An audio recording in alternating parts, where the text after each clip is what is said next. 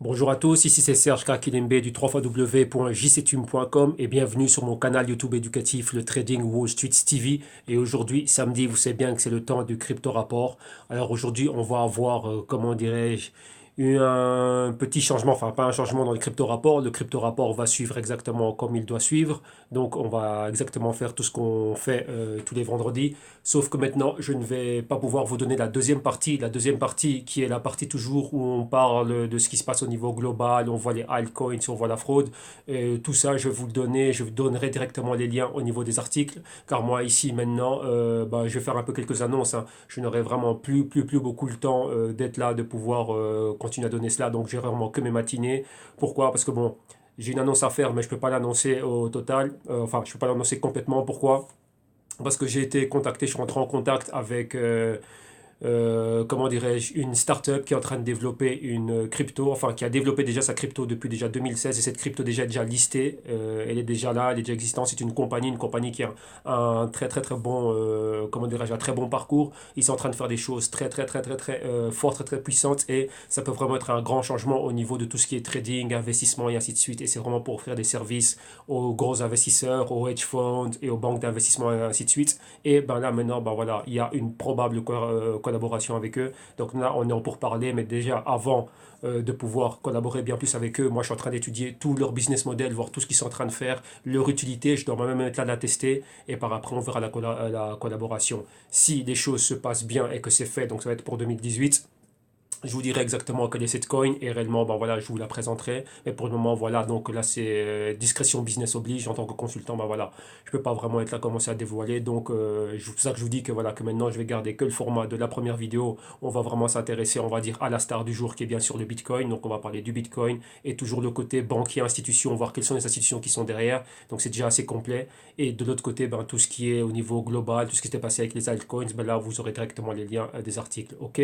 Donc voilà, donc vraiment j'aurais déjà aimé vous remercier par rapport à tout le soutien pour le canal, à tous les messages que j'ai reçus, messages privés, messages directs, les commentaires, les likes et tout ça. Franchement, un super gros merci à tout le monde. Merci à tout le monde. Pourquoi? Ben, pour reconnaître la valeur dans le travail que je suis en train d'effectuer. Donc un super grand merci. Et maintenant, ben, vous savez déjà aussi que vous avez déjà la formation qui est déjà d'ores et déjà dorénavant est déjà disponible, donc vous avez les liens pour, vous savez exactement comment est-ce que vous devez faire pour pouvoir l'acquérir. Donc la formation Trading Wall Street que voilà, au prix de 50 euros, il y a plus de 3000, il y aura, ouais, avec toutes les nouvelles vidéos que j'ai encore enregistrées, il y en a déjà 32, c'est une playlist privée sur YouTube, 32 vidéos près de 3000 minutes, donc exactement ça vous fait beaucoup, c'est proche des 50 heures déjà qu'il y a, plus encore tout ce que je suis en train de rajouter, donc ce sont des sessions live trading et comment est-ce qu'on gère des portefeuilles, comment dirais-je, spéculatifs que je suis en train d'enregistrer, de mettre sur place, avoir un bon suivi, donc tout ça, ça va être, comment dirais-je, fin décembre, début janvier, vous allez commencer à les avoir, donc il y aura toujours des live trading qui vont être trimestriels pour pouvoir le voir,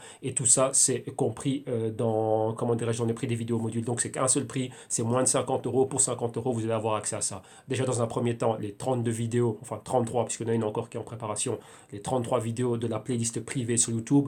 Donc pour ceux qui veulent la voir, donc vous allez sur la page www.jctube.com. Il y aura un lien directement pour aller à cette page ici de paiement que vous êtes en train de voir. Vous faites le paiement directement par PayPal.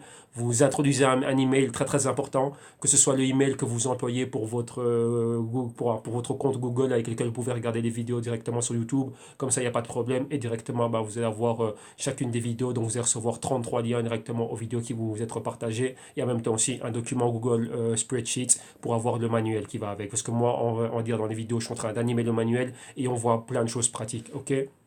Donc voilà, ça c'est pour votre initiation. Et donc maintenant un peu pour tout ce qui est le programme de ce que l'on va voir ici. Bah, le programme réellement c'est le suivant. Donc vous voyez ici, là nous on va s'intéresser dans un premier temps à tout ce qui est, on va faire tout ce qui est Bitcoin. Bien sûr c'est bien le Bitcoin maintenant au-dessus de 10 000, 11 000 et à flirter même avec les 12 000. Donc on va voir tout ça.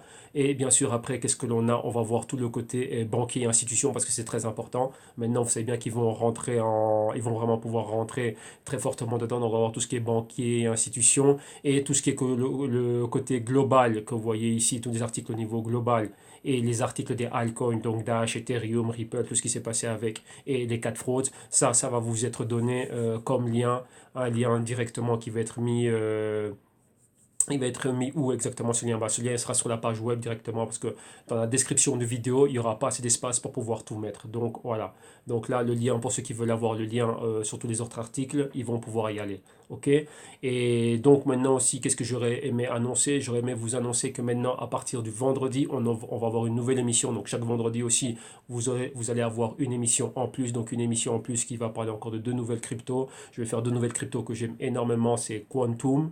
Et l'autre, c'est quoi? Quantum et EOS. Je vais faire Quantum et EOS. Et je n'ai pas oublié la vidéo sur Cardano. Cardano, réellement, je suis en train de regarder. Il n'y a pas assez d'informations au sujet du management. Rappelez-vous que moi, j'aime bien regarder le management. Ça fait quand même partie de l'analyse fondamentale. Le business model, le management et ce qui est derrière. Juste un white paper, c'est pas assez. Moi, je veux savoir qui est derrière, qu'est-ce qu'ils sont en train de faire, quels sont les investisseurs et réellement avec qui ils sont en train de bosser. Donc ça viendra durant la semaine parce que j'ai pas encore assez d'informations. Donc, je ne peux pas faire cette vidéo là directement. Et donc nous, rappelez-vous, on va se retrouver demain dimanche pour le Bitcoin trading. Je vous dis déjà, vous n'avez pas envie de manquer le Bitcoin trading de demain. Pourquoi? Parce que demain, on va pas seulement se focaliser sur l'analyse technique, mais on va aller aussi un peu plus loin. On va voir vraiment, je parlais avec quelqu'un hier, vous allez voir vraiment tout le côté relationnel. On va dire comment est-ce qu'on gère, nous, gère et je génère des idées avec, comment dirais-je, le Bitcoin en tant qu'analyste, en tant que consultant. Ben voilà, et on doit venir avec une diversification. Donc vous allez voir comment est-ce qu'on va vraiment bien loin dans les analyses qu'on fait sur le Bitcoin en lui cherchant des actifs qui sont en relation, donc en corrélation positive, négative, et d'autres qui ne sont pas du tout corrélés, mais qui ont à voir avec le blockchain et les cryptos, ainsi de suite. Et vous allez voir, il y a vraiment beaucoup de choses. Donc demain, ça va être une émission un peu plus longue et vraiment s'attarder sur le Bitcoin et tout ce qui tourne autour du Bitcoin. Donc demain, ne ratez surtout pas le crypto trading de demain. Encore une fois, un grand merci à tout le monde. Et rappelez-vous, maintenant, la promotion pour la formation, elle est là, c'est 50 euros et c'est tranquille. Donc vous allez avoir exactement plus de 3000 minutes exactement. Donc ça fait plus de 50 heures de vidéos pour pouvoir apprendre de tout. Comme je vous le dis et je vous le répète encore, le trading n'a pas commencé avec les cryptos. Le trading existait avant les cryptos. Et maintenant, les cryptos, c'est un actif en plus dans le monde du trading. Donc si vous devez savoir comment opérer le tout. Parce que vous voyez, avec les mouvements qu'on a eu maintenant, il y a eu beaucoup de personnes qui ont perdu juste dans ces 3 4 jours. Et une fois que vous perdez dedans, si vous vous perdez, vous êtes trop exposé à un seul type d'actif, vous allez avoir des grosses pertes. Donc vous devez apprendre à vous diversifier. Ok. Bon là l'intro elle est faite. Maintenant on va à ce qui nous intéresse. On va aller réellement au crypto rapport. Donc on va regarder le Bitcoin et on va regarder d'un autre côté tout ce qui est les altcoins. Donc on va commencer. Moi je vais me bouger de l'écran. On n'a pas besoin de me voir moi. Et voilà. Attendez. Hop là, voilà. Donc vous savez exactement où vous pouvez me retrouver. Ici, c'est au www.jctune.com, solution en cliquant sur le drapeau français. Vous avez tous les liens pour acheter, acquérir les cours et ainsi de suite. Donc n'hésitez pas à rentrer en contact avec moi. Ok. Donc là, on commence et on va au CryptoMaps. Premièrement, CryptoMaps, qu'est-ce que l'on a au CryptoMaps? On voit maintenant la capitalisation de marché qui est énorme pour les cryptos. Dans les dernières 24 heures, on a atteint les 330 milliards. Ça, c'est énorme. Et vous allez voir, on va le comparer exactement à qu'est-ce que ça équivaut. Donc maintenant, ce volume, vous allez voir que le volume total des cryptos est bien plus balèze que des compagnies bien fermes et bien établies mondialement. Donc là, vous êtes étonné en voyant cela. Dernier volume journalier, 12 milliards de dollars et 330 millions. C'est énorme pour les cryptos. Maintenant, rapidement, on va voir un peu. Ici, on va voir quoi? On va voir un peu le ranking. Rapidement, on va s'intéresser au top 10. Donc le top 10, comme il est là, vous voyez Bitcoin toujours premier, Ethereum deuxième, Bitcoin Cash troisième, Ethereum classique, Litecoin, Dash, Ethereum, je ne connaissais pas, voilà, numéro 7, Ripple numéro 8, IOTA numéro 9, EOS numéro 10, Stellar Lumens numéro 11, Bitcoin Gold numéro 12, Zcash 13, Monero 14, et le 15e c'est quoi? Ouais, Cardano, ouais, Cardano qui est là, et NIO. Donc là, je vous dis déjà maintenant, pourquoi est-ce que si d'un autre côté je ne peux plus, enfin, je vais limiter, on va dire, mes crypto-rapports, donc avoir une émission tous les jours, tous les matins. Pourquoi aussi, je vous ai dit déjà, le consulting business qu'on m'a demandé pour une crypto. Et encore une fois, qu'est-ce qu'il y a aussi? Maintenant aussi, je dois commencer à faire des rapports crypto pour les clients que j'ai en consulting privé. Donc, il y a 15 cryptos dans lesquels je dois ramener un rapport. Donc, ça, c'est énormément de travail. Donc, ça me donne du travail du lundi au lundi. Donc, c'est un travail fondamental, c'est un travail d'analyse technique et c'est aussi un travail de génération de portefeuille, gestion du risque, ainsi de suite. Et je vous dis, j'ai un rapport de 15 cryptos à faire. Donc, un rapport sur 15 cryptos. Donc, 15 cryptos, c'est vraiment beaucoup de travail. Donc, là, voilà. Donc, je dois vraiment bien commencer à gérer mon temps. Mais je vous le dis, ne vous inquiétez pas, les crypto rapports du samedi seront toujours là. Et les crypto trading, je le fais chaque jour, seront toujours là. Et j'y rajoute même un jour, c'est le vendredi. On aura aussi un crypto trading le matin pour faire exactement, comme je vous ai dit, EOS. et j'ai dit quoi? EOS et Quantum. Voilà. Et ne vous inquiétez pas, le spécial Cardano, voilà, ici numéro 15, ce spécial Cardano, il arrive. Quand j'ai plus de news, je viens et je le lance. Ok, donc là, on a vu le top 15. Et maintenant, ben, on va commencer directement. Qu'est-ce que l'on a? Qu'est-ce que l'on a? Qu'est-ce que l'on a? Bien sûr, la star du jour, le Bitcoin. Vous avez tous vu Bitcoin maintenant, qui est bien plus haut, à flirter avec les 12 000. On est revenu aux 11 000. On a eu beaucoup de volatilité. Et là, maintenant, qu'est-ce que vous voyez qu'avec la capitalisation de marché que l'on a, avec la capitalisation de marché du Bitcoin, le Bitcoin est bien plus grand que Mickey Mouse. Le Bitcoin est bien plus grand que Walt Disney. Et Walt Disney, c'est une compagnie ferme, c'est une compagnie qui fait partie du Dow Jones 30, donc du Dow Jones Industrial Average, donc les 30 compagnies les plus grandes au niveau industriel des États-Unis. Ben voilà, le Bitcoin est bien plus grand que Walt Disney, donc Bitcoin est bien plus grand que Mickey. Donc vous voyez ici au niveau de capitalisation de marché, il est passé au-dessus. Donc ça, c'est terrible, ok? Donc voilà. Maintenant, qu'est-ce que l'on a encore? Si on va à l'article suivant, c'est quoi? Ben, encore une autre vidéo.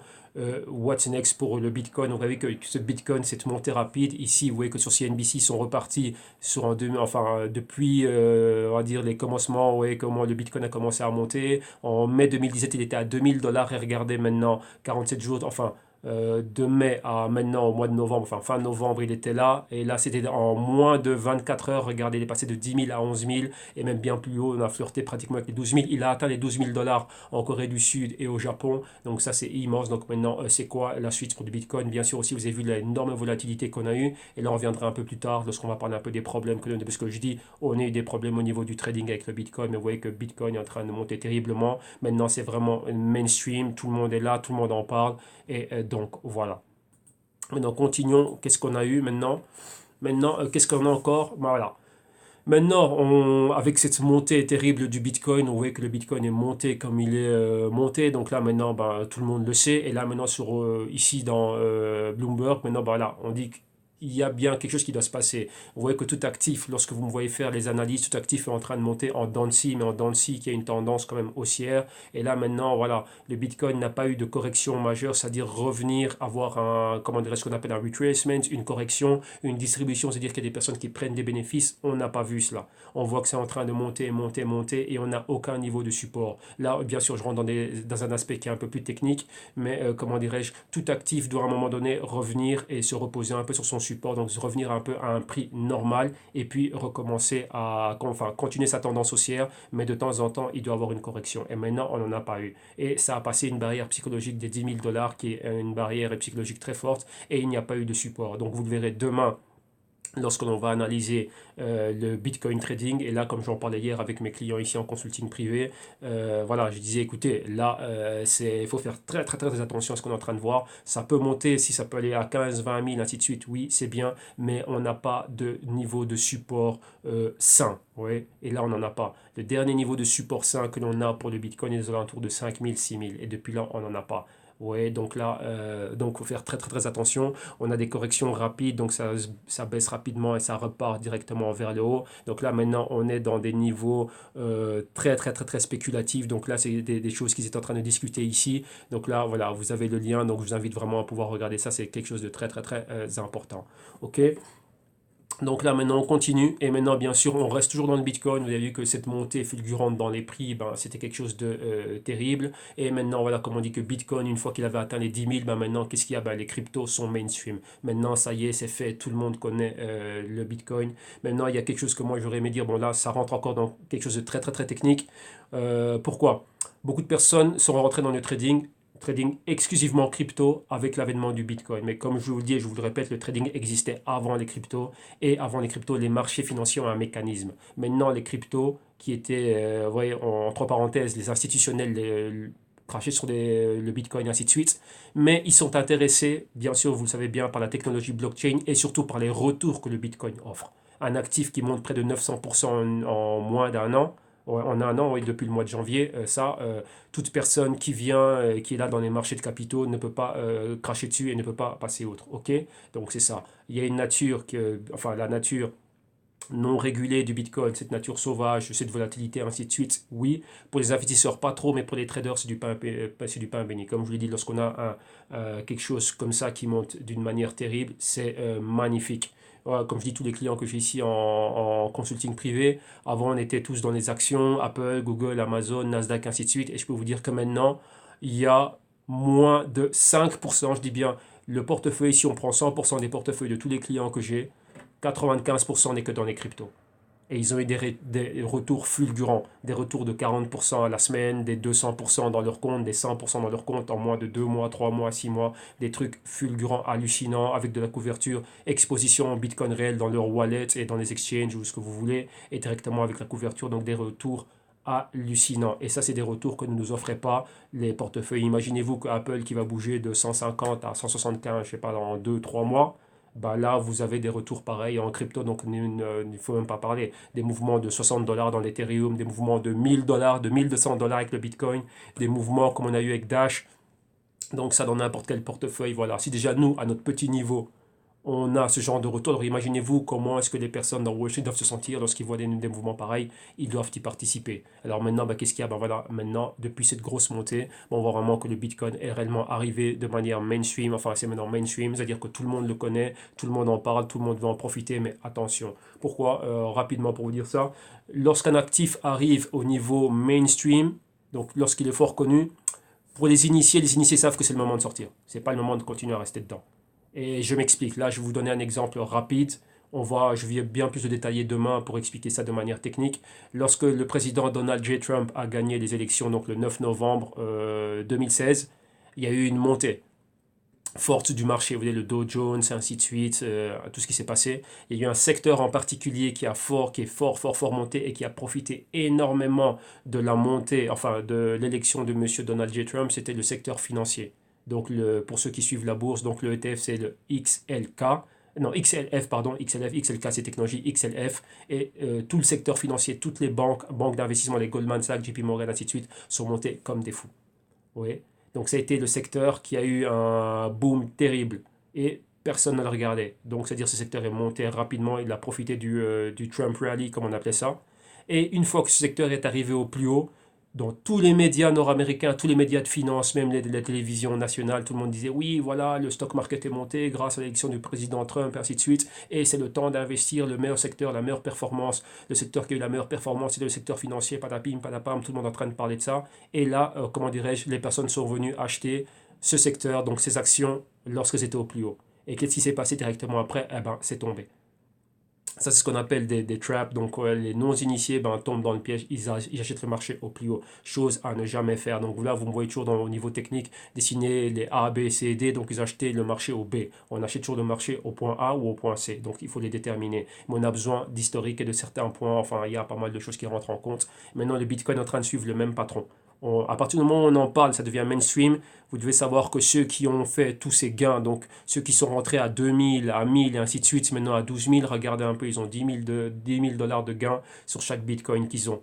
Donc ils ne sont pas fous. Il y a un moment donné, on prend des bénéfices et c'est cela qu'on voit. Donc là, on est en train de voir des prises de bénéfices massives. C'est pour ça que vous avez on parle de flash crash dans les médias, non, c'est juste des personnes qui sont en train de prendre des bénéfices, mais tellement que c'est mainstream, il y a des gens qui reviennent. Il y a des comptes comme des boîtes comme Coinbase et ainsi de suite qui ont vu près d'un demi-million de personnes rentrer en moins de 24 ou 48 heures.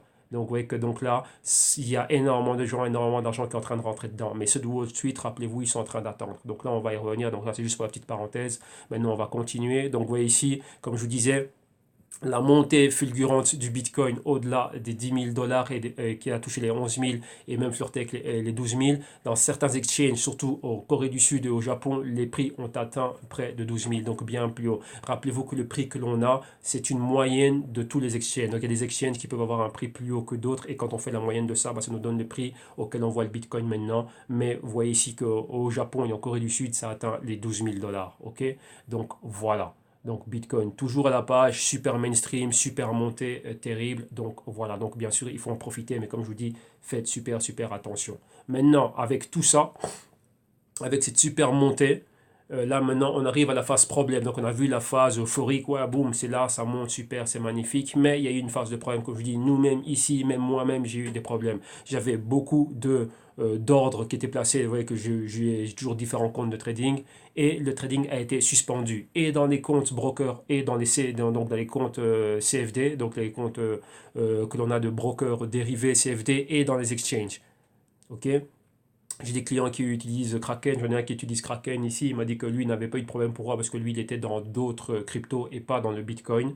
Mais au niveau du Bitcoin, j'ai pu parler avec des personnes qui m'ont dit que bah oui, qu'ils avaient eu des problèmes au niveau de cela, du slippage, des ordres qui n'étaient pas passés et ainsi de suite, trading suspendu. Et nous, je peux vous dire que nous ici, moi et quelques-uns de mes clients, dans trois de nos comptes de brokers différents, on nous a suspendu le trading. Donc on avait des ordres et nos ordres n'ont pas été passés.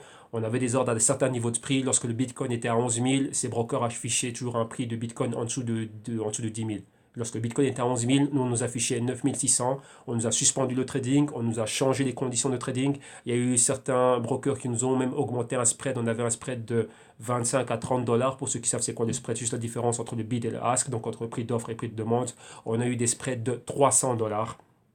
Et on avait toujours une marge, donc on avait accès à du levier, donc du 10 à 1, donc c'est-à-dire on déposait 10% et on finançait les 90% restants. Là maintenant, on nous a fait le contraire, on nous a demandé de financer les 90% et le broker, enfin de déposer 90% du prix du Bitcoin et le broker, lui, on va dire, ne finançait que les derniers 10%. C'est-à-dire que si le Bitcoin était à 10 000, nous on devait déposer 9 000 dollars et le broker finançait juste les derniers 1000 dollars. Et maintenant quoi, ils nous ont aussi suspendu le trading avec les cryptos en fin de semaine.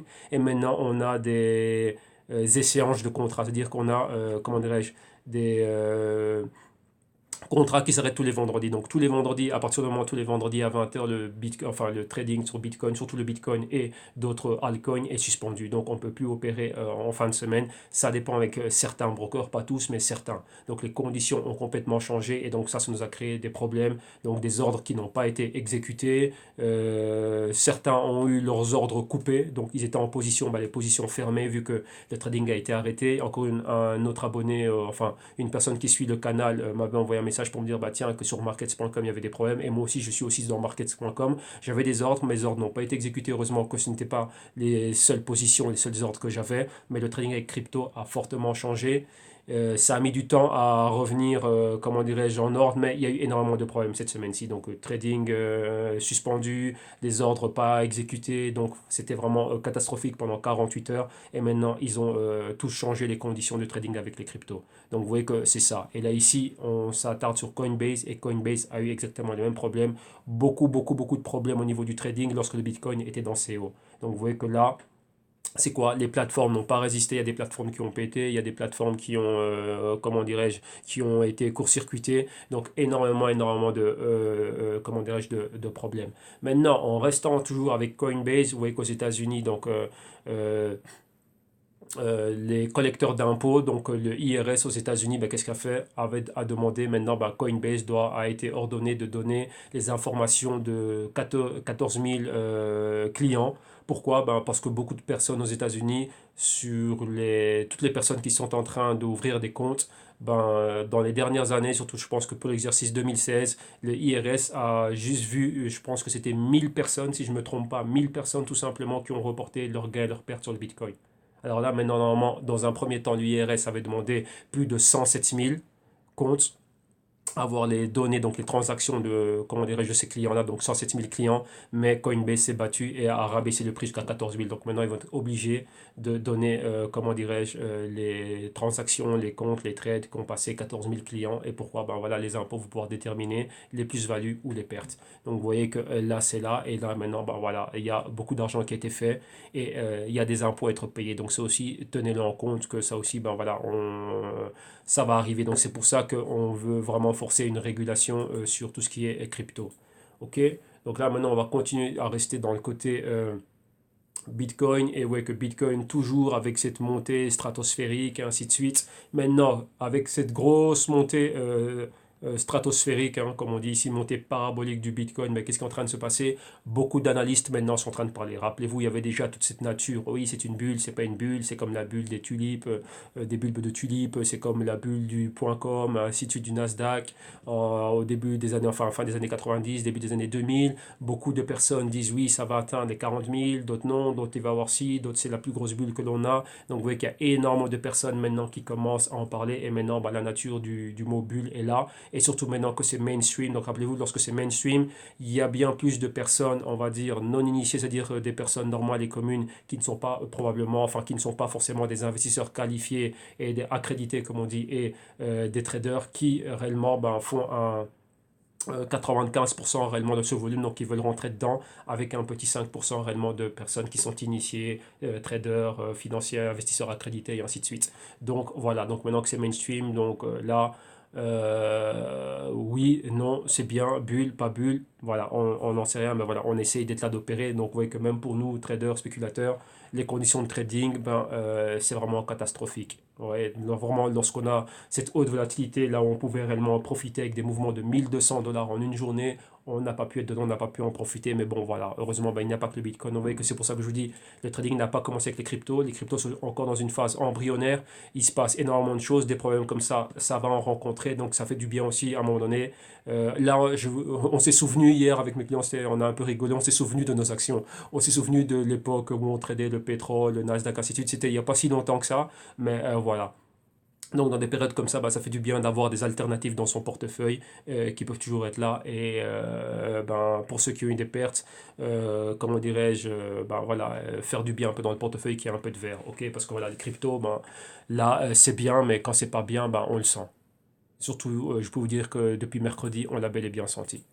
Donc voilà. Donc maintenant, qu'est-ce qui se passe encore avec cette montée que l'on voit, cette montée que vous avez vue du Bitcoin super super haut, le Bitcoin atteint les 10 000, 11 000, flirter avec les 12 000 et 12 000 dans certains endroits, les Google Trends, donc maintenant les recherches sur Bitcoin. Rappelez-vous, la semaine passée, je vous avais dit que c'était Buy Bitcoin qui a surpassé tout. Avant, c'était beaucoup de gens achetaient de l'or, maintenant c'était plus Buy Gold, maintenant c'était Buy Bitcoin. Maintenant, le dernier trend, c'est quoi? C'est Buy Bitcoin with Credit Card. Donc maintenant, acheter du Bitcoin avec une carte de crédit. Donc voilà, maintenant, bah, voilà, avec cette recherche a été fulgurante et c'est ça aussi, comme je vous dis, ben, l'entrée en matière, comment dirais-je, de beaucoup du grand public, on va dire, dans le Bitcoin. Rappelez-vous aussi qu'est-ce qui s'est passé aux États-Unis. Il y avait le break le week-end du Thanksgiving et ils ont fait une analyse rapidement. Je suis en train de regarder sur Bloomberg que après donc il y avait le vendredi de Thanksgiving, on a vu le prix baisser un peu, mais après Thanksgiving, qu'est-ce qu'on a vu? On a vu une montée, une entrée fulgurante à Coinbase, avec Coinbase et beaucoup d'exchanges ont vu énormément de personnes commencer à ouvrir des comptes. Donc il y a eu une ouverture de compte pratiquement record après le week-end de Thanksgiving. Pourquoi? Parce que beaucoup de personnes disaient que les gens se retrouvaient en famille et dans les chaînes comme CNBC, Bloomberg, ainsi de suite, ils étaient en train de se demander mais quelle va être la discussion de famille, la discussion de famille à table. Et bien, la discussion de famille à table, bien sûr, et bien évidemment, c'est le Bitcoin. Et donc là, ça a fait que tout le monde a commencé à en parler. Il y a un cousin ou une sœur ou une tante qui dit, ah bah tiens, j'ai acheté du Bitcoin quand c'était à 700, ah, regarde maintenant c'est 10 000, ah non, c'est pas vrai, ah bah moi aussi. Directement après, tout le monde y va. Parce que si ma tante, qui n'est pas une financière, qui n'est pas un trader ou quoi que ce soit, est rentrée dans le Bitcoin, elle a acheté à 2 000 et maintenant il est à 10 000, donc elle a fait 8 000 $ de plus-value, ah bah tiens, bah moi aussi je dois être dedans.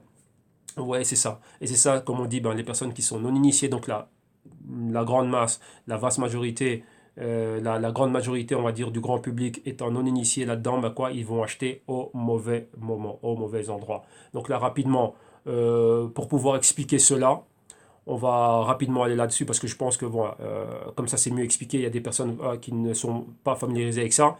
On va dire qu'on va vous dessiner ceci, ok? Ça, c'est un marché, ok? On va dire qu'ici, on est à 12 000, ok? La chose qui se passe, c'est quoi? C'est que ici, on appelle ça le SM. SM, c'est quoi? C'est le smart money. Smart money, ce sont les investisseurs accrédités, les financiers, ainsi de suite. Eux vont rentrer lorsque c'est sous-évalué. Et ils vont profiter de tout ça, tout ça, tout ça, tout ça, tout ça. Lorsque ça arrive ici, là, on va dire, tiens, on va dire un exemple, BTC. Le BTC va arriver mainstream. On en parle où? On en parle à TV. Tout ce qu'il y a, c'est le Bitcoin, Bitcoin, Bitcoin, super prix. Qu'est-ce qui est en train de se passer?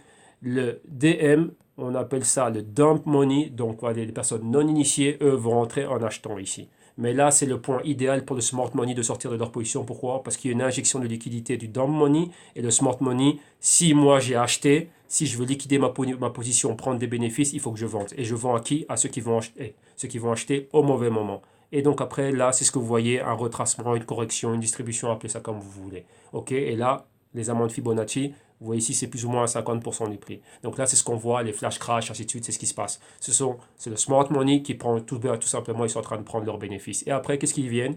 Ils réachètent ici lorsque le prix est bien plus bas. Vous voyez? Donc eux, ils achètent toujours dans les supports. Donc rappelez-vous, c'est les fameux points A, B et C. On achète toujours du point C pour aller revenir à la résistance et aller vers un point D. Donc maintenant, c'est ce qui est en train de se passer ici avec le Bitcoin au niveau des 12 000.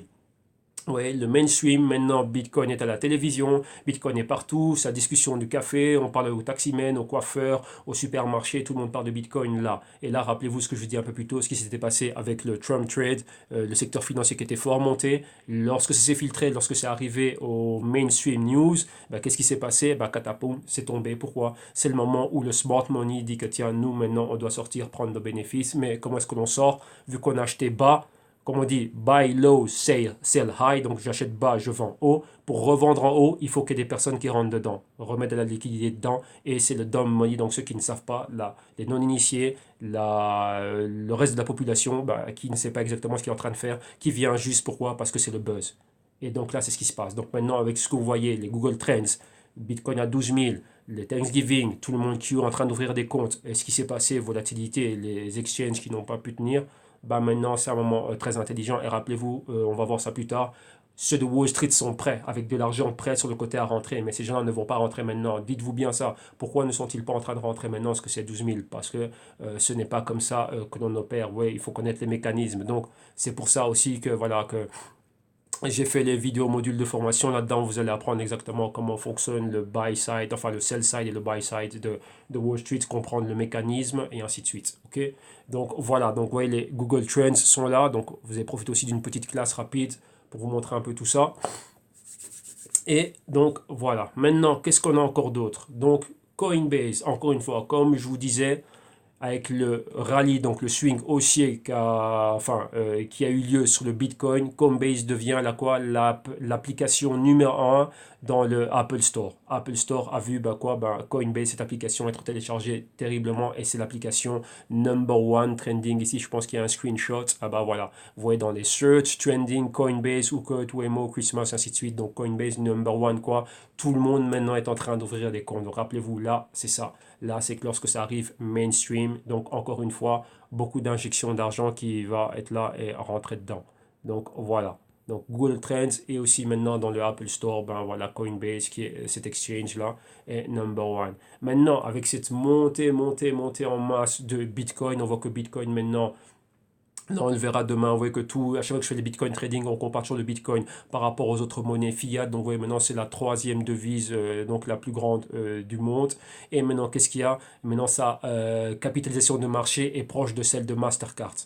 Donc vous voyez que là, c'est vraiment quelque chose de super énorme. Et donc on est en train d'en parler. On voit bien que là, le Bitcoin est en train de surpasser d'autres monnaies fiat. Donc vous voyez que tout ça, c'est en train de ramener des choses. On voit que maintenant, le Bitcoin est en train de gagner du terrain, de plus en plus connu. Énormément de choses sont en train de se passer. Donc voilà, presque, ouais, rappelez-vous, on a vu au début que quoi? Ça a dépassé la market cap de Walt Disney, qui fait partie du Dow Jones. Mastercard aussi fait partie du Dow Jones. Et ça, maintenant, on s'approche. Donc, Bitcoin réellement équivaut maintenant Mastercard. Donc, ça, c'est vraiment balèze. Donc, maintenant, on continue. Qu'est-ce qu'on a d'autre encore ici? Ici, on a quoi?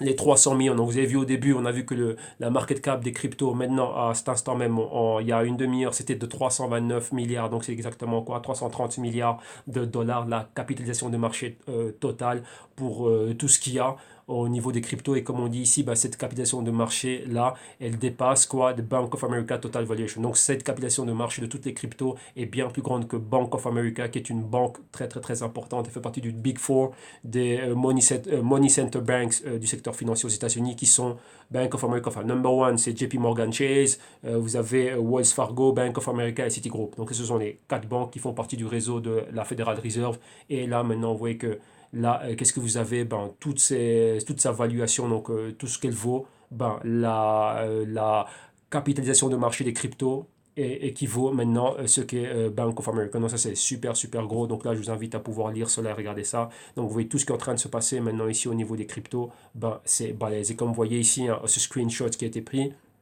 Bitcoin market cap de 160 milliards.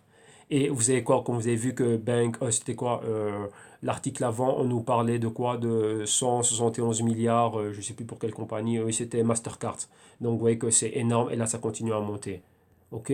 Donc maintenant, on a vu ce rallye Bitcoin mainstream et tout ça qui est en train de monter. Et comme vous voyez ici, on le dit bien, comme dit bien l'article, more money, more problems. Donc les Bitcoin Exchange ont eu des problèmes et dû maintenant à la demande, tout le monde qui est là, tout le monde qui veut trader, les personnes rentrent exclusivement dans le trading pour trader que les cryptos. Donc ça fait beaucoup de choses et les exchanges n'ont pas subi, enfin n'ont pas suivi, ont explosé, les serveurs explosé, le trading horrible depuis mercredi à hier. Hier, ça s'est un peu stabilisé et on nous a fait des dernières conditions de trading en dernière heure, dernière minute. Mais ouais, que voilà, ça c'est un gros problème. Donc ça c'est ça.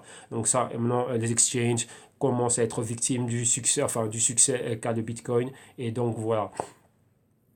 Donc ici, on parle de quoi? De problème déjà numéro un. Pour ouvrir un compte, donc certains endroits, on attend plus d'une semaine pour ouvrir un compte dans certains exchanges. Donc ça, c'est principalement aux États-Unis, hein, comme vous pouvez le voir. Et la lenteur, et ce qu'on est en train de demander, bien sûr, voilà, les vérifications. Donc ça prend énormément de temps. Donc ça, c'est déjà les exchanges, ceux qui sont en train de souffrir.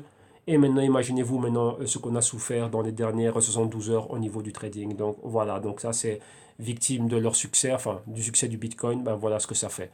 Donc maintenant, on continue. Et qu'est-ce que l'on voit encore ici? On voit que qu'est-ce qui s'est passé? Toujours là, ben, pour rester dans la même ligne, hein, donc la Coinbase, vous avez vu Coinbase numéro un toujours connu, mais vous voyez que cette semaine qui a vu le Bitcoin être super haut, ben, Coinbase, service, ben, beaucoup de problèmes, beaucoup de personnes qui étaient là, donc vous voyez que ça n'a pas été le seul. Hein. Il y a eu Coinbase, GDAX, Gemini, Bitstamp, Kraken, Bitfinex, ainsi de suite. Donc surtout quand je dis ça, certains n'ont pas eu de problème, mais les gros problèmes sont surtout arrivés au niveau de quoi? Du trading avec le Bitcoin. C'était surtout le trading avec le Bitcoin. Donc, vous voyez, il y a eu énormément de problèmes. Je dis, il n'y a pas seulement que les exchanges donc spécifiques pour le Bitcoin, mais il y a eu aussi les brokers online. Comme je dis bien, le trading était normal, mais exclusivement le trading sur les cryptos et sur le Bitcoin. Donc Bitcoin, Bitcoin Cash, Bitcoin Gold, tous ces trucs-là, on a eu pas mal de problèmes. Donc c'est le Bitcoin qui est fort monté. Les autres aussi sont montés normalement, tranquillement. Mais qu'est-ce qu'ils ont fait? Ils ont préféré nous suspendre le trading sur toutes les cryptos. Je dis bien dans les brokers CFD et dans les autres brokers, donc dans les autres exchanges qui sont aussi des brokers, c'est ça aussi. Bah, qu'est-ce qui s'est passé? Là, vous avez bien vu que c'était le collapse total de leur service. Ok? Donc voilà, toujours énormément de problèmes. Et maintenant, il y a d'autres articles ici. Ben là, maintenant, c'est quoi? On parle un peu de tout ce qui est en train de se passer. Et là, c'est un analyste ici, si je ne dis pas de bêtises, oui, analyste de eToro, ben, qui dit que pour lui, que le Bitcoin, ben, ouais, is a safe haven from the financial system. Donc, ouais, que le système financier, réellement, ben, vous savez par quoi il est en train de passer. On a eu énormément de problèmes, des crises bancaires depuis 2008, ainsi de suite. Donc là, l'avènement et l'entrée du Bitcoin. Donc maintenant, pour lui, euh, comme il dit, hein, il y a la demande qui est en train de monter. Pourquoi? Parce que maintenant le Bitcoin va devenir de moins en moins volatile et maintenant, ben voilà, il y a beaucoup d'investisseurs professionnels qui sont en train de voir ça comme une assurance et bien sûr aussi, ça peut remplacer des actifs sûrs comme étant l'or. Et maintenant, pourquoi pas le Bitcoin qui soit un store of value. Donc, c'est-à-dire on va pouvoir maintenir, préserver la valeur de son capital et de son patrimoine à travers cela. Donc là, un analyste de eToro qui voit ça, comment dirais-je, d'un bon oeil. Il est positif par rapport au Bitcoin. Donc là, ben voilà, je vous invite aussi à pouvoir lire cela. Donc c'est intéressant de voir un peu l'avis de tout le monde. Rappelez-vous, la semaine passée, je vous parlais de ce monsieur, Dan Bilzerian, qui était un joueur de poker professionnel et une star des réseaux sociaux, ainsi de suite. Il parlait de son portefeuille de Bitcoin. Il disait qu'il avait acheté du Bitcoin à 2800 $ et c'était super. Enfin, maintenant qu'il a dépassé les 10 000, donc imaginez-vous tout l'argent que ce monsieur a pu faire. Et il parlait un peu de son portefeuille, de la diversification qu'il avait au niveau, comment dirais-je, de son portefeuille, ce qu'il avait, les différentes cryptos qu'il avait, pourquoi il les suivait. Donc là, vous voyez que voilà, on n'a pas spécialement besoin d'être un super, comment dirais-je, trader, ainsi de suite. Juste un peu de bon sens au niveau de la diversification, donc de ne pas mettre tous ses œufs dans le même panier. Ben lui, il a décidé d'avoir un portefeuille crypto et il était bien diversifié. Et là, ici, dans cet article, il explique exactement ben, pourquoi. entre parenthèses, oui, comme il dit, ben voilà, il a 50% dans le Bitcoin, donc sur 100% de son, on va dire, de ses investissements crypto, 50% en Bitcoin, 25% en Ethereum, 15% en Monero, 10% Bitcoin Cash, et ainsi de suite. Donc pourquoi, comme il dit, chacune de ces cryptos, il les comprend, il sait ce qu'elles ont, enfin leur utilité, leurs caractéristiques, ainsi de suite. Et bien sûr, ben voilà, elles ont une fonction, une spécificité qui leur est bien propre. Et donc pour lui, ben, c'était intéressant et bien plus intelligent de se diversifier à ce niveau-là. Donc voilà, donc ça peut inspirer pas mal de personnes. Et donc voilà. Et comme on dit, lui, il a investi dedans pour le long terme, ok? Et après, on va terminer ce côté Bitcoin avec quelque chose, enfin, il y a deux derniers articles ici qui étaient pas mal. J'ai vu cet article ici qui m'avait fait un peu rire. Une personne disait, un ancien, ici à la photo, vous avez Monsieur Elon Musk, hein, qui est le CEO de Tesla et de SpaceX. Et bon, pour ceux qui ne sauraient pas, c'était un des fondateurs de PayPal, ok? Et d'abord, ça portait un autre nom, hein, c'était XPay ou je ne sais plus quoi. Après, c'est devenu PayPal et puis il a vendu PayPal à eBay. Et donc voilà, donc un ancien employé de SpaceX disait que tiens, que Elon Musk était probablement le créateur du Bitcoin. Donc ce serait lui, Satoshi Nakamoto. Donc je trouvais ça très marrant. Donc voilà, on va finir avec une note un peu positive au niveau du Bitcoin. Donc voilà, il en parlait, il expliquait le pourquoi. Parce que voilà, qui s'est codé, et ainsi de suite, et patati patata. Donc c'est très très très très marrant cette chose-là. Mais à la fin, Elon Musk est venu et est sorti lui-même pour dire non, qu'il n'est pas Monsieur Satoshi Nakamoto. Et il a dit ça tout simplement. Donc voilà, que ce n'était pas lui, qui n'avait rien à voir avec cela. Et comme il dit, voilà, ces rumeurs-là sont fausses, ce ne c'est pas lui. Si ce serait lui, il va directement être arrêté par les FBI et ainsi de suite et tout ça. Pourquoi? Parce qu'il a créé quelque chose qui est qui est une menace réellement pour les banquiers centraux et pour les gouvernements. Donc voilà, donc c'est pour ça qu'aussi vous devez comprendre que cette personne veut garder l'anonymat. Imaginez-vous lorsqu'il y avait la période Napster, ce que Napster a fait, voilà, Satoshi Nakamoto, c'est un peu le Napster du secteur financier. Donc voilà, donc parce que c'est du peer-to-peer, Napster aussi était dans le peer-to-peer, donc vous voyez ce qu'il a fait. Pour ceux qui se souviennent de ça, Napster, voilà ce qui lui est arrivé. Bon, par après, ça c'est bien fini pour lui, mais alors imaginez-vous ce monsieur Satoshi Nakamoto, ce qui pourrait lui arriver. Dans un premier temps, ça va pas être bien, mais après, voilà, il pourrait aider. Mais dans un premier temps, voilà, ça va pas être rose pour lui. Ok? Donc voilà, et dernière note, voilà, une note un peu triste. C'était une histoire d'un jeune homme quoi, qui avait un disque dur, qui avait commencé à miner le Bitcoin lorsque le Bitcoin était en cents, donc moins d'1 dollar. Et il en avait miné pas mal. Et donc il avait 7500 Bitcoins. Et ces Bitcoins maintenant vaudraient 72 millions de dollars. Donc ça pourrait changer sa vie. Et ce jeune homme il expliquait qu'il avait arrêté de miner. Pourquoi? Parce que sa petite amie en avait marre du bruit que faisaient ses appareils de minage durant toute la nuit, durant toute la journée. Alors qu'est-ce qu'il a fait? Il a décidé d'arrêter. Donc voilà, il a démonté la machine, a appris ce qu'il avait à apprendre et il n'avait plus regardé ça. Et du jour au lendemain, il a décidé de jeter son disque dur, chose qu'il n'aurait pas dû faire. Et là, maintenant, quoi, par après, il s'est souvenu qu'il avait un disque dur dans lequel il y avait 7500 bitcoins et il a essayé de le récupérer. Et maintenant, imaginez-vous ce qu'il a eu. Et donc là, il explique un peu enfin, qui c'est, qu'est-ce qu'il a fait, comment est-ce qu'il avait commencé, ainsi de suite. Et maintenant, comme il dit, il est même allé voir à la voirie, voir un peu pour demander qu'est-ce qu'il pouvait faire. Et on l'a amené sur le site où tout a été déchargé. On a dit que quand les personnes viennent ici, quand la police vient ici pour des choses, enfin pour des affaires criminelles, essayer de retrouver quelque chose, donc il dit, il vient avec des équipes de 15, entre 15 et 50 personnes, et toi qui vas venir là tout seul avec ta pelle et voilà, pas ta pioche, mais bon, avec ton matériel, toi tout seul pour essayer de retrouver ça, mon gamin, bonne chance quoi.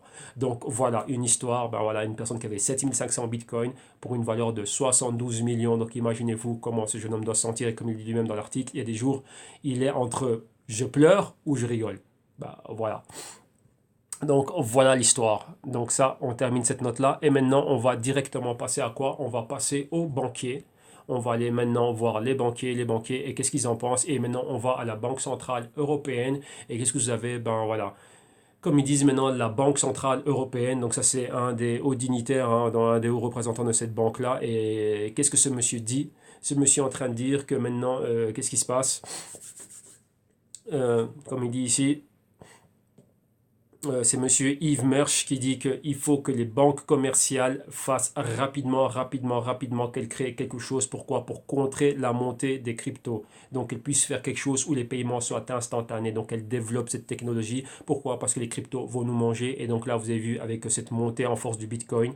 Et là, ce qu'il y a là. Rappelle que le Bitcoin maintenant n'est pas spécialement optimisé, enfin je dirais même pas optimisé, mais l'utilité qu'a le Bitcoin, ça je vais revenir demain, mais je touche juste un petit mot avec ça. C'est pas l'utilité du Bitcoin qui est mise en avant pour le moment. Pour le moment, c'est le côté buzz et le côté effet réseau, comme effet réseau de Snapchat, effet réseau de WhatsApp ou d'Instagram, ainsi de suite. C'est ça qui est mis en avant pour le Bitcoin.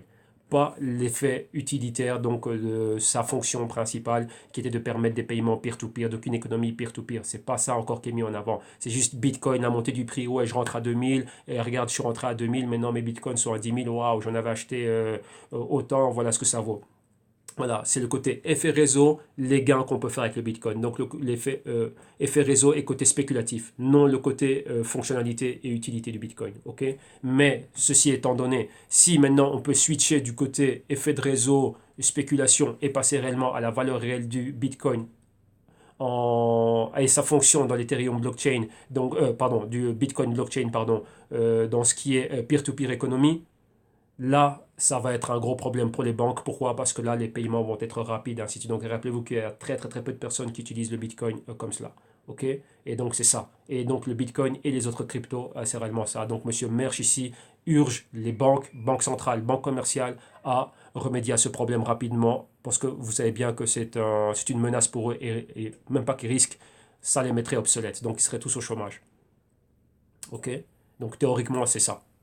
Maintenant, on retourne, on va voir notre cher ami et sa banque JP Morgan, monsieur Jimmy Dimon, mais bon, c'est pas lui ici directement, bah, JP Morgan, les stratégistes, comme ils disent, maintenant qu'il y a les bitcoins futurs qui vont arriver au mois de décembre, bah, qu'est-ce qu'ils vont dire? Bah, ça va élever l'acceptation des cryptos comme étant une emerging asset class, donc comme étant une classe d'actifs émergente. C'est-à-dire quoi? Les investisseurs accrédités et institutionnels vont pouvoir s'y intéresser et rentrer dedans. Rappelez-vous que le Bitcoin, maintenant, ce que vous investissez dedans, c'est juste à quoi d'un côté. Donc, c'est quoi? Buy low, donc acheter bas pour espérer vendre plus haut. Mais maintenant, avec les futurs, vous allez pouvoir spéculer dessus, prendre des positions short aussi. Donc ça, c'est quelque chose qui va pouvoir arriver aux États-Unis. Et ça, pour les stratégies, les couvertures de portefeuille, ainsi de suite, comme vous voyez ici, les stratégistes de JP Morgan, c'est une bonne chose. Donc maintenant, JP Morgan va offrir ces services-là à quoi? Ben, à tous leurs, comment dirais-je, à tous leurs à tous leurs investisseurs aussi, comme vous voyez ici. Donc cette prospective, enfin, cette chose-là est très bien maintenant qu'ils vont avoir des contrats futurs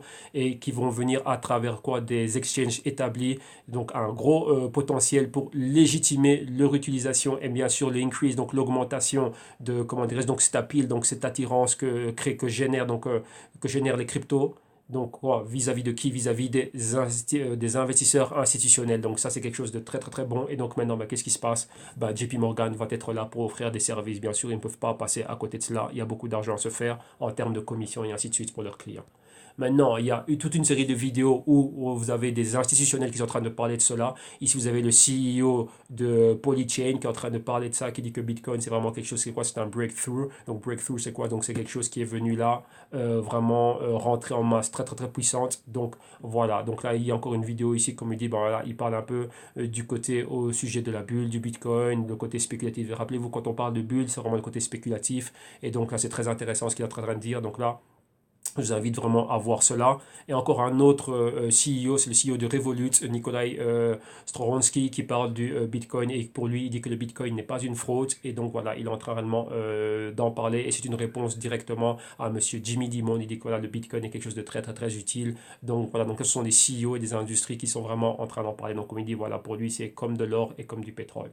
Ok, là maintenant on continue. Et encore une autre vidéo ici, donc Bitcoin va-t-il aller vers les 50 000 dans quelques années? Rappelez-vous qu'on a eu pas mal, surtout Monsieur Novogratz, Mike Novogratz, de qui on parle beaucoup. Chaque semaine, je pense que j'ai un article sur lui qui est en train d'en parler. Et comme on dit, ben quoi, le Bitcoin pourra arriver à 50 000. Et ici, vous avez un gestionnaire de fonds qui, lui, ils expliquent un peu, comment dirais-je, l'investissement qu'ils ont eu dans le Bitcoin et il dit que pour lui le Bitcoin pour atteindre les 50 000 et depuis qu'ils ont placé le Bitcoin dans leur fonds a eu des retours hallucinants. Il dit que c'était impossible de ne pas être dedans et lui il ne comprend pas cela. Donc en tant que stratégiste on doit toujours savoir évaluer le risque. Bien sûr il y a le côté fondamental, faire l'analyse fondamentale du Bitcoin c'est comment dirais-je, c'est pas évident. Pourquoi? Parce que bon, ce sont des startups qui sont des compagnies privées qui n'ont rien du tout à part un white paper, ben, c'est pas assez pour évaluer la compagnie et réellement qu'est-ce qu'ils vont faire. Vous voyez, surtout que maintenant, je ne sais pas si j'en avais parlé ici, ben, il y a une institution sur laquelle, enfin aux États-Unis, une page web qui dit ben, elle vend des white papers pour 80 $.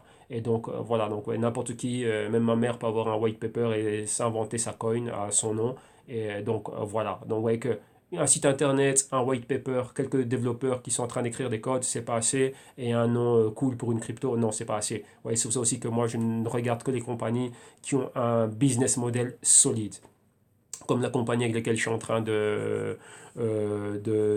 comment dirais-je, pour une possible collaboration. Ils ont un business model solide, des applications solides et vraiment quelque chose de très, très, très, très, très lourd. Donc voilà. On verra comment cela va aller, mais là on y reviendra. Donc ça c'est très très très intéressant cette vidéo-là. Maintenant encore ici quoi, là on va à une autre banque centrale. Bon là enfin on parle un peu de ce qu'est la Fed. On dit que la Fed aux États-Unis a un œil.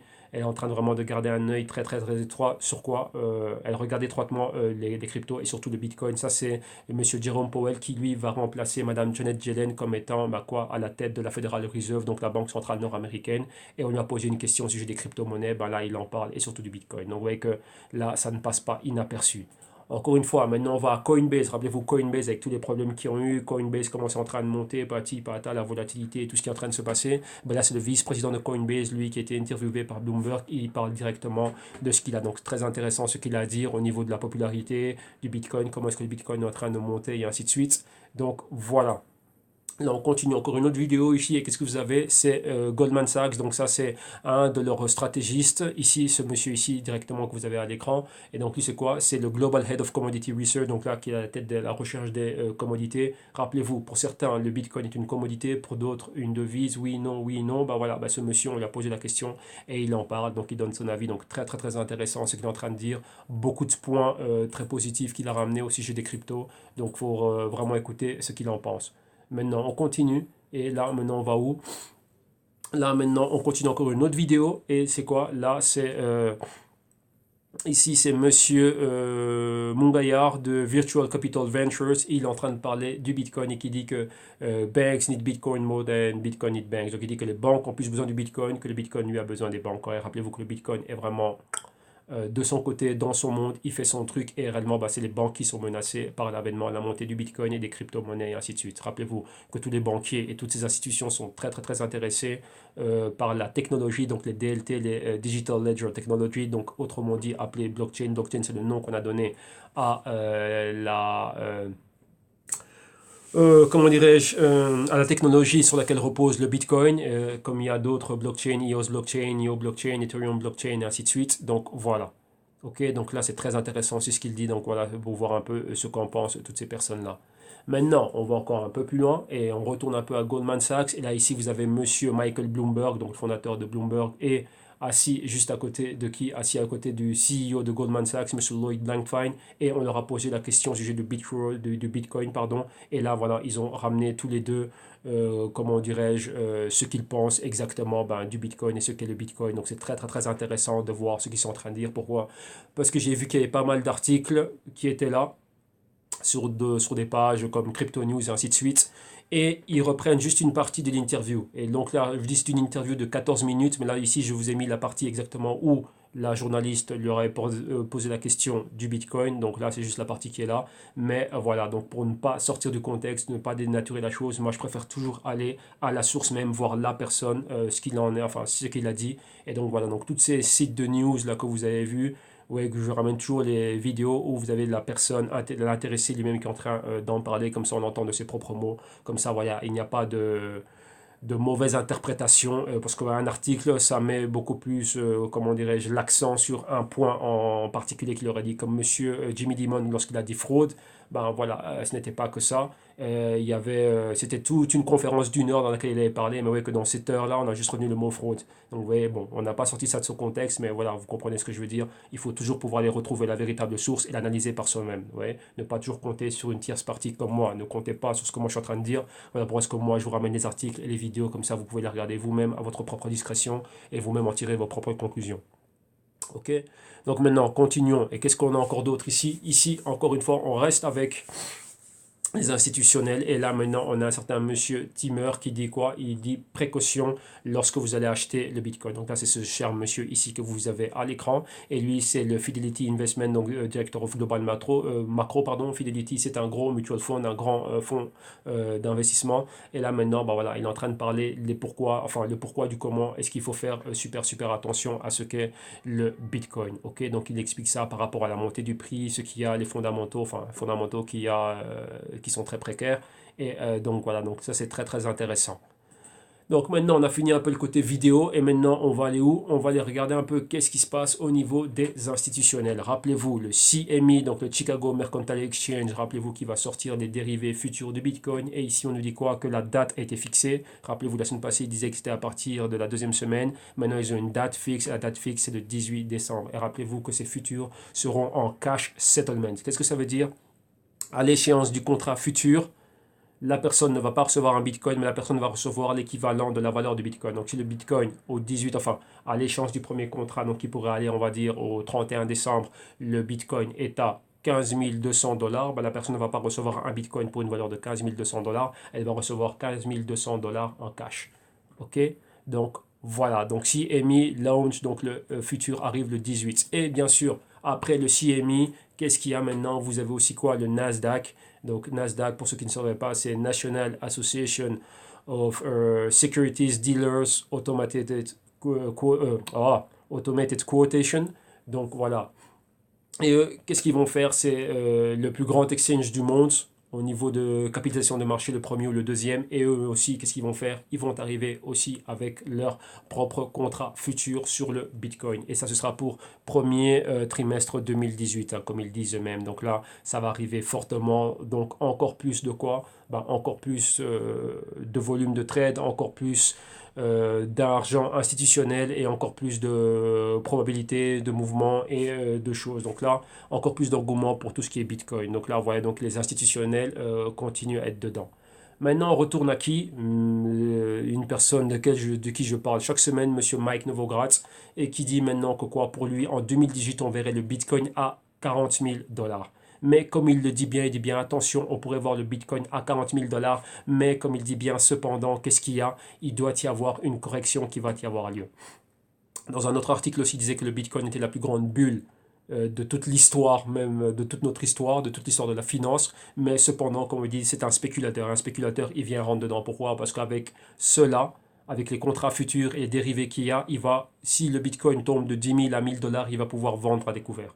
Donc il va pouvoir bénéficier de la chute du prix. Et c'est ça que nous faisons, nous, spéculateurs. Ouais, que nous, tant mieux que ça monte, tant mieux que ça descende, tant mieux qu'il y ait de la volatilité parce qu'on peut être là, venir et pouvoir opérer dessus. Mais maintenant, on doit pouvoir le faire dans des bonnes conditions, oui, pas dans les conditions qu'on a eues dans les dernières 72 heures, donc qu'on ait le trading qui soit suspendu, ainsi de suite. Donc c'est ça.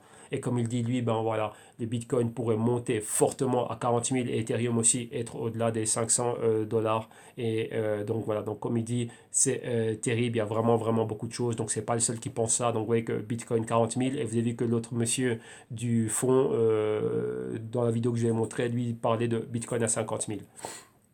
Donc maintenant, qu'est-ce qu'il y a ici?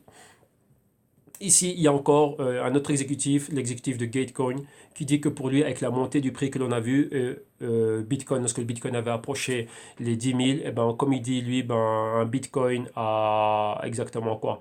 Bitcoin à 10 000, ben, pour lui, c'est encore, c'est pas cher. Donc pour lui, il dit que, voilà, que ça ne vaut rien, que ce n'est pas cher, et qui dit que maintenant, avec l'entrée en matière de tout ce que l'on va voir, de tout l'argent institutionnel qui va venir et toutes les personnes qui vont venir, donc les gros fonds d'investissement et ainsi de suite, le CME, les fonds, les dérivés, les probables ETF, ainsi de suite, ben pour lui, le Bitcoin va être encore bien, bien, bien plus haut. Donc pour lui, le prix que l'on voit maintenant pour le Bitcoin, c'est rien. Parce que rappelez-vous, qu'est-ce que je vous ai dit? Pour le moment, le Bitcoin, on a l'effet réseau, l'effet spéculatif, donc le buzz. Et on n'a pas encore réellement son prix évalué par rapport au côté utilitaire du Bitcoin. Et donc c'est ça maintenant qui va pouvoir revenir et rentrer en jeu. Et une fois que le côté spéculatif et le côté réseau, donc le côté populaire est passé, là maintenant que le Bitcoin montre sa vraie face, on va dire sa vraie utilité, ben là on va vraiment pouvoir voir quelque chose d'autre. Et donc là, ce serait un autre boost au niveau de son prix. Et là, ça va aller à mesure que le blockchain va continuer à se développer et s'améliorer.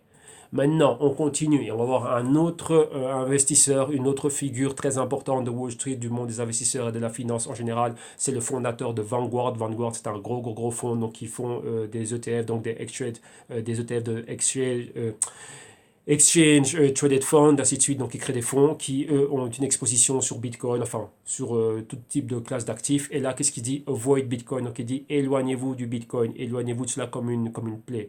Donc voilà, donc pour lui, il ne faut même pas être dedans. Et il dit, éloignez-vous du Bitcoin. Et il dit, on en reparlera lorsque vous allez voir la véritable valeur du Bitcoin, c'est-à-dire 100 dollars. Et donc là, il est en train de prévenir les gens que quoi, qu'il y a un gros crash, donc que cette bulle va exploser. Et c'est tout. Il a juste dit ça en un seul mot. Avoid Bitcoin like a plague. Did I make myself clear? Donc éloignez-vous du Bitcoin, fuyez-le comme une plaie et dit est-ce que je me suis bien fait comprendre? Voilà ce qu'il est en train de dire. Tout simplement, et que sa firme, lui, donc c'est Monsieur Jack Bogle, et donc sa compagnie à lui, à quoi elle est en train de gérer 4,5 trilliards d'actifs. Donc ça c'est énorme. Et là voilà ce que ce monsieur dit, éloignez-vous du Bitcoin. Et là maintenant, qu'est-ce que l'on a? On reste aux États-Unis, on a la SEC, donc c'est le Securities Exchange Committee. Et là maintenant, qu'est-ce qu'ils sont en train de dire? Eux, c'est quoi? Il dit que quoi, donc là c'est pour parler du Bitcoin, bien sûr, l'avènement du Bitcoin, et derrière le Bitcoin, vous voyez qu'il y a les exchanges et aussi il y a les Initial Coin Offerings, donc les fameuses ICOs, et comme il dit, et pour lui les ICOs sont une violation de la loi, donc ça va contre la loi, donc c'est-à-dire ça doit être puni par la loi, et il dit voilà qu'il faut vraiment, vraiment, vraiment il faut vraiment venir et réguler tout ça. Comme il dit, voilà, lui, c'est un ancien de la SEC et il dit voilà, qu'il est en train de mettre de la pression à la SEC. Pourquoi? Pour qu'ils réellement ils viennent avec des lois et qu'ils soient vraiment en train de ou faire comme si, ce qui s'est passé en Chine, ouais, que vraiment faire un ban, donc vraiment bannir les ICOs ou vraiment venir avec des lois qui soient vraiment puissantes parce que pour lui, cette manière de lever des fonds est illégale. Oui, ce sont des startups, des compagnies, on ne sait pas ce qu'ils vont faire avec l'argent et les tokens ne sont rien. Dire les tokens ne vous donnent pas accès à un droit de vote, ce n'est pas comme une action, vous n'avez pas de yield, vous n'avez pas de retour, vous n'avez rien. Donc juste quoi, un token, c'est quoi? Un jeton. Un jeton qui lui aurait une valeur future utilitaire que vous pourrez ou rééchanger contre les services ou les produits que va vous vendre la startup qui vous l'a vendu, ou l'échanger à une autre personne qui est prête à débourser de l'argent pour cela. Donc rien de plus. Donc là, voilà, les ICO pour lui devraient être régulés et donc il est en train de mettre la pression sur ses anciens collègues afin de venir avec des solutions illico presto. Ok. Et maintenant, on va à Crédit Suisse. Et Crédit Suisse, quoi? A parler de Square. Donc Square, c'est une application et il dit que cette application va, comment dirais-je, ils ont upgrade, donc ils ont fait un upgrade des ratings au sujet de cette application Square, de cette compagnie qui cotise au New York Stock Exchange, enfin cotise aux États-Unis. Et maintenant quoi? Pourquoi? Parce que Square a maintenant accepté, donc a introduit rapidement Square, c'est quoi? Square, c'est une plateforme, une application qui vous paie, qui permet, enfin, qui vous permet de payer dans les commerces. Donc, c'est-à-dire les commerçants ont l'application, ont un terminal Square qui leur permet de, comment dirais-je, d'accepter des paiements. Et maintenant, Square a rajouté la possibilité de pouvoir payer en Bitcoin. Voilà, tout simplement. Et maintenant, vu à ce qu'ils ont fait, cette application-là, Credit Suisse a dit non, cette compagnie-là, elle va monter fortement l'année prochaine. Et donc, on lui a donné des bons ratings, donc c'est-à-dire une bonne cote. Maintenant, là, je vais en parler demain dans le crypto rapport parce que je vais vous montrer exactement c'est quoi Square et son rapport avec le Bitcoin. Et donc, demain, vous ne voulez pas manquer réellement ce qui est en train de se passer. Donc, vous allez voir les idées que l'on va générer avec le Bitcoin. Ça, je dis que là, j'ai un gros travail à faire, pareil, pour 15 cryptos et vraiment toutes les compagnies qui sont autour. Donc, pourquoi, rappelez-vous, nous, on diversifie nos portefeuilles, on diversifie le risque, surtout maintenant, lorsqu'il se passe des choses comme il s'est passé hier, voilà, enfin hier dans les dernières 72 heures, il faut avoir on doit gérer le risque et donc avoir des plans B, on va dire ça comme ça, dans notre portefeuille. Jamais tous les œufs dans le même panier. Donc là, j'en ai déjà parlé des compagnies pareilles, ainsi de suite, mais demain, je vais vraiment faire un spécial, donc je vais vous parler de deux compagnies, donc Square et encore une autre, une de laquelle j'ai déjà parlé, et non, de trois actifs desquels j'ai déjà parlé, enfin deux, un que j'ai cité et deux desquels j'avais déjà parlé. Maintenant, on va le voir demain dans le Bitcoin Trading. Et donc, demain, ne ratez pas ça. OK? Et maintenant, qu'est-ce qu'on a ici? On a encore une autre personne ici, un autre économiste ici de l'université de Harvard, qui lui, il parle du collapse, donc vraiment de l'effondrement, donc de l'explosion de la bulle, quoi, des crypto-monnaies et notamment du Bitcoin. Et pour lui dire que leur prix, voilà, le Bitcoin, pour lui, son prix, c'est zéro. Alors là, oui, qu'il en parlait, cet article date du moment où le Bitcoin était à 8 000 $ et pour lui dire que non, non, non, non, non, le Bitcoin, quand on a demandé si c'était vraiment quoi, si c'était la plus grande bulle de la planète qu'il y avait en ce moment, il a dit que voilà, que le prix, il dit pour lui que le prix à long terme de ces genres de crypto, pour lui c'est zéro. Donc pour lui ça va être un collapse total. Et quand on a demandé si comment dirais-je, si les gouvernements devraient créer eux-mêmes leurs propres crypto et ainsi de suite, pour lui, il pense que oui. Pourquoi? Mais il pense que oui et non. Il dit, voilà, il ne pourrait pas avoir de problème s'il y a une crypto qui est là et que les gouvernements créent leur propre crypto. mais que, comme il dit, il y aurait toujours des petits billets. Donc, vous voyez, des petites pièces, billets de 5, 10 et 20 pour lui, voilà, en dollars. Donc, ce serait pratiquement la même chose ici en euros. Pourquoi? Parce qu'il dit que dans une société, au niveau du commerce, ainsi de suite, ben, les individus et la population ont toujours besoin de faire certains paiements avec du cash et d'autres paiements de manière un peu plus anonyme, donc paiement de vos services bancaires, factures, ainsi de suite et tout ça. Donc pour lui, ben, il voit une cohabitation entre les deux, que les deux puissent exister en parfaite symbiose, mais quand on parle du Bitcoin, pour lui, le Bitcoin, c'est zéro. Donc pour lui, c'est une bulle qui doit exploser. Et dernièrement, on va terminer avec une dernière, ici, une dernière quoi? Une institution qui est PwC. Donc PwC, c'est une grosse institution, c'est une grosse boîte qui fait du consulting et qui fait aussi donne des services comptables pour pour d'autres institutions, donc de l'audit, ainsi de suite. Donc c'est PricewaterhouseCoopers, donc PwC. Et qu'est-ce qu'il y a? Ben, PwC maintenant vient de faire quoi? Ben, elle vient d'embrasser les crypto-monnaies et le blockchain pour leurs clients. Donc, elle leur permet quoi? D'accepter des paiements en Bitcoin. Donc, ça, c'est encore des clients qui veulent payer pour leurs services d'audit, leurs services de comptabilité, leurs services de consulting, ainsi de suite. Les clients peuvent payer en Bitcoin et ça, c'était accepté premièrement où ça? En Hong Kong. Donc, voilà. Donc, vous voyez que là, ben, même les grands ben, commencent à accepter cela. Donc, c'est super, super intéressant. PwC, une grosse entreprise, une grosse firme, une grosse institution qui accepte cela. Donc, vous voyez que les avis sont toujours partagés. D'un côté, oui, c'est une bulle, ça va à zéro, mais là, vous avez des grosses entreprises qui sont là, qui sont en train d'utiliser. Donc, voilà. OK?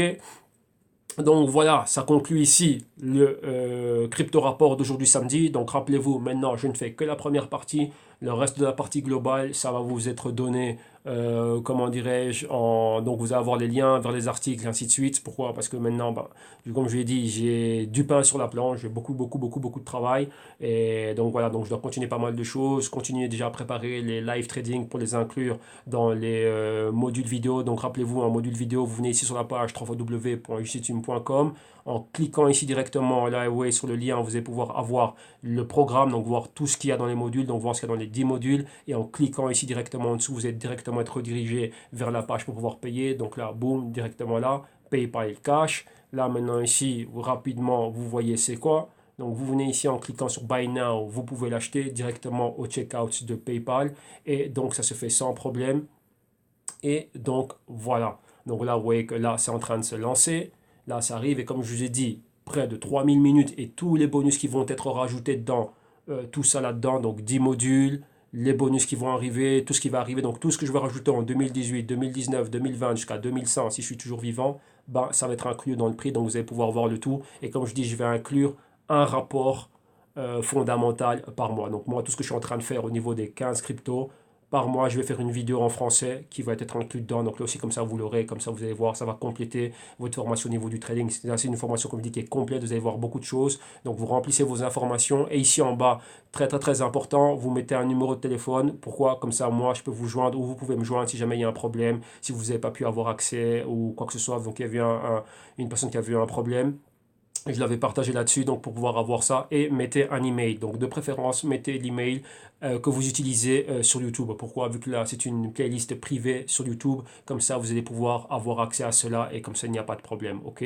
Et soyez sûr d'avoir un compte YouTube, parce que aussi, quoi, il y a un manuel PDF, donc le manuel PDF aussi, comme ça, vous allez pouvoir lire tranquillement. Et le manuel PDF aussi, il est là, donc vous allez pouvoir lire. Et dans les vidéos, on parle aussi, enfin, on repasse aussi en revue le manuel PDF, mais il y a beaucoup plus de choses pratiques. Il y a moi qui est en train d'animer et qui est en train de vous guider et parler énormément de beaucoup de choses. Donc c'est très pratique. Oui, c'est pas juste de la simple lecture. Donc il y a beaucoup de choses qu'on est en train de voir. Donc soyez sûr d'inclure l'email que vous utilisez pour YouTube. Ok, comme ça il n'y a pas de problème au niveau du partage. Donc vous voyez que là, c'est là, le prix est là, moins de 50 euros.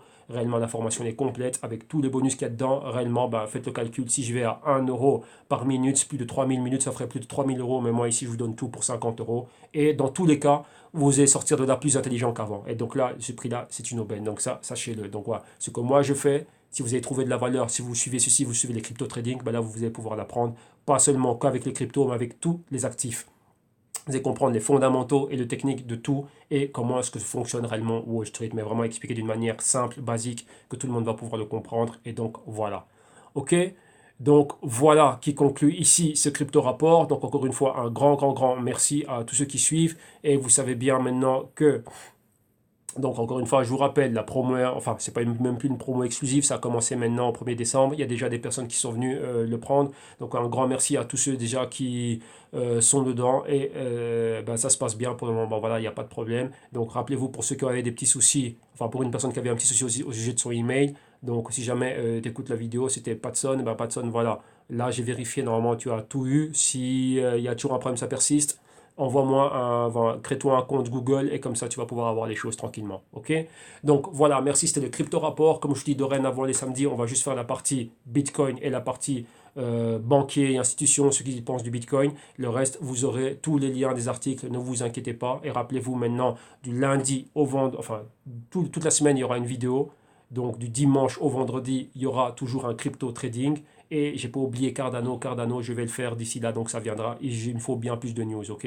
Donc je vous retrouve demain. Demain, surtout, ne manquez pas le Bitcoin, parce que demain, on va parler de 3 actifs qui sont en relation avec le Bitcoin. Et vous allez voir exactement c'est quoi, ok? Donc vous allez voir un peu le travail qu'il y a derrière, ok? Donc un grand merci. Vous passez une bonne après-midi, un bon samedi. Et on se retrouve demain dimanche, ok? Merci à tout le monde. Merci pour soutenir le canal. Et ben voilà, si vous êtes nouveau, ben regardez tout ce qu'on a en archive. On a beaucoup de choses. Partagez la vidéo, abonnez-vous au canal et venez vous liker ou vous disliker comme vous, voilà, comme vous voulez. Ok, il n'y a pas de problème. Un grand merci et on se retrouve demain.